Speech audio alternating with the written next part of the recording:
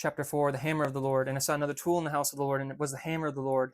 It was not kept beside the sickle, neither was it laid beside the crown. For the hammer was a tool of breaking, and was feared by the stones. Yet the Lord did not make it for destruction only. He made it for the opening of the way. And the hammer was held in his left hand. For the left hand of the Lord is judgment, and the right hand of the Lord is entrance, mercy, and life. No man may enter rightly by the right hand who has refused the judgment of the left. Neither may any soul pass into the kingdom while hiding rebellion beneath his garments. Therefore the hammer was given into the left hand. And with it the Lord stood before the walls of Jerusalem. The walls were high, and many looked upon them from afar. Some feared the holiness thereof, and would not draw near. Some desired to enter, yet believed the gate was not for them.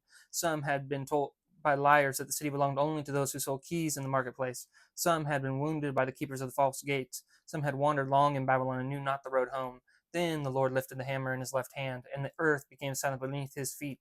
The angels covered their faces. The stones of the wall remembered the hand that formed them, and the Lord struck the wall. The sound thereof went through heaven and earth. The proud heard it as terror, the humble heard it as hope.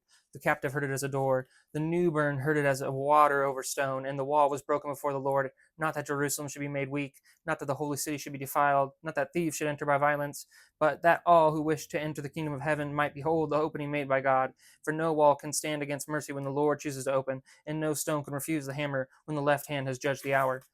Then many ran toward the broken place, but the Lord stretched forth his left hand and said, Stand still, for the wall is broken, yet judgment remains. The opening is before you, yet the right hand has not received you. Every soul must submit before the judgment of my left hand. Every heart must be weighed before it is welcomed. Every garment must be searched before it is made white. Every tongue must be tested before it sings in the city. For I have broken the wall for mercy, but I have not broken righteousness. I have opened the way, but I have not opened it to corruption. I have called the nations, but I have not called Babylon to remain Babylon within my gates. Therefore let the proud bow, let the liar confess, let the devourer release what he has swallowed, let the adulterer depart from the whore of Babylon.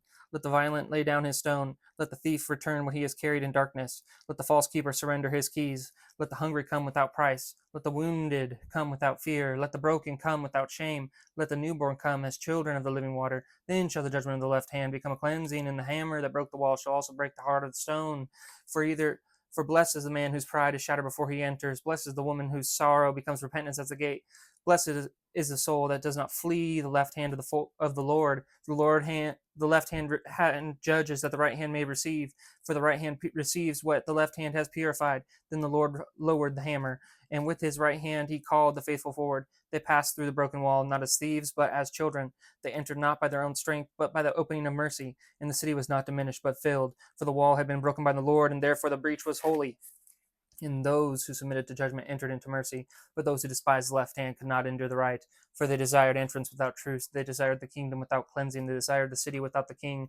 Therefore the hammer remained in the left hand of the Lord, and its sound was as a warning to the proud and a promise to the broken. For the Lord breaks what imprisons his children, and the Lord judges what would defile his city. Blessed are they who come to the broken wall with clean surrender, for they shall pass from the judgment of the left hand into the mercy of the right hand of the Lord.